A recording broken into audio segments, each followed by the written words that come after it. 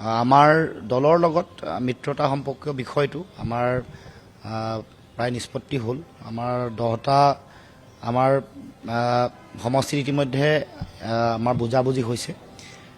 তাৰ উপৰিও আমি 2-এটা চিটৰ লগত আৰু কথা বতৰা পাতি আছোঁ, কিন্তু 10টা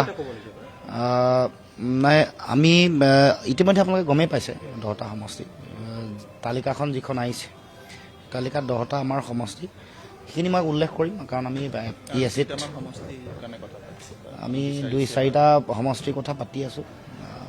সেইবোৰত আমাৰ ইতিমধ্যে কিছু কথা আগবাঢ়িছে। কাইলৈ আমি আমাৰ মানে দলৰ প্ৰাৰ্থী, দলৰ ভৱিষ্যতৰ ৰণকৌশল সকলো কথা কাইলৈ আপোনালোকে জনাম। প্ৰতিবাদটো কৰিবই, এইটো মানে কিয় চক এটা মানুহৰ চবৰে প্ৰতিগৰাকী প্ৰাৰ্থীৰ আশা আকাংক্ষা থাকেই, গতিকে বিচাৰিব, কোনোবাই দুখ প্ৰকাশ কৰিব, কিন্তু কথাটো হ'ল যে যেতিয়াই মিত্ৰতাৰে যুঁজিব লাগিব তেতিয়া ক'ৰবাততো এৰা ধৰা হ'বই লাগিব। এইটো এটা বাস্তৱিক এখন ছবি নহয় জানো? মিত্ৰতা কেনেকৈ হ'ব? এটাও চিট নেৰাকৈ ক'ৰবাত মিত্ৰতা হয় নেকি? গতিকে যিহেতু এৰা ধৰা হ'ব তেতিয়া 2-এজন মানুহে দুখ পাব পাৰে, কিন্তু আমি সকলোৱে নিশ্চিতভাৱে আমাৰো দায়িত্ব থাকিব, আমি বুজাম, তেওঁলোকৰ দলৰ শীৰ্ষ নেতৃত্বও সেই সম্পৰ্কে বুজাবলৈ। গগৈয়ে কৈছে যে বিশ্বাসঘাতকতা কৰিছে, গতিকে আপোনাৰ বিৰুদ্ধে মানে প্ৰাৰ্থী দিব। নাই, এই কথাটো কথা পাতি আপোনাক কৈছে যে আপুনি বিশ্বাসঘাতকতা কৰিছে। কি দৃষ্টিত কৈছে, কিয় কৈছে তেওঁহে জানিব।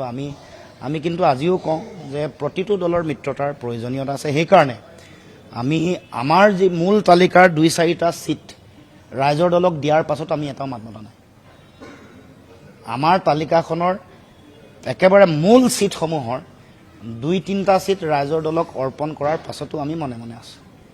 কেৱল মাত্ৰ মিত্ৰতা হ'ব লাগে, সকলোৱে ঐক্যবদ্ধভাৱে খেলিব লাগে। কংগ্ৰেছ দল বা ৰাইজৰ দল, কংগ্ৰেছ দল বা CPI, যাৰ যাৰ লগত হ'ব লগা আছে। অখিল গগৈয়ে কৈছে যে ৰকিবুল হুছেইন আৰু গৌৰৱ গগৈৰ কাৰণে আমাৰ মিত্ৰতাটো নহয়। নাই, আমি তাৰপিছত আপোনালোকৰ লগত ছেপাৰেটকৈ মিটিং কৰিলে, তাত প্ৰতিটো দলৰ লগততো সুকীয়া সুকীয়াকৈ কথা পাতিব। তেওঁ মানে হেৰি কথা কৈছে আৰু সেইটো তেখেতক সুধিব। ৰাজহুৱাকৈ কৈছোঁ যে মিত্ৰতাৰ প্ৰয়োজনীয়তা আছে আৰু তাৰ কাৰণে এতিয়াও সময় আছে। এতিয়াও সঠিক আৰু শুদ্ধ সিদ্ধান্ত সকলোৱে গ্ৰহণ কৰিব লাগিব আৰু সকলোৱে এৰা ধৰা কৰিব লাগিব। আমি তললৈ নামিছোঁ, প্ৰত্যেকে নামিব লাগিব। চিট কমিব পাৰে, বাঢ়িব পাৰে, কিবা এটা নিমিলিব পাৰে, কিন্তু জনগণে যিটো বিচাৰিছে সেই দৃষ্টিভংগীৰে সকলো আগবাঢ়িব লাগিব। মই ভাবোঁ যে এনেকুৱা ধৰণৰ সুখ চবতে থাকিব, কিন্তু বুজাব লাগিব, আমি পাতিব লাগিব, ঠিক ঠাক কৰিব লাগিব। 100% সন্তুষ্ট মিত্ৰতাত কেতিয়াও নহয়। অকলে যেতিয়া খেলিব নিজ ইচ্ছামতে দিব, নিজ ইচ্ছামতে দিলেও তাতো প্ৰাৰ্থিত্ব প্ৰত্যাশী কেইবাগৰাকীও থাকিব, 3গৰাকী, 4গৰাকী, 5গৰাকী, এগৰাকীক দিব পাৰিব, 5গৰাকী বেয়া পাব বা বিদ্ৰোহ হ'ব, কিন্তু তেওঁলোকক বুজোৱাৰ কথাটো হে মূল কথা। মই ভাবোঁ যে এইটোৱেই মূল কথা।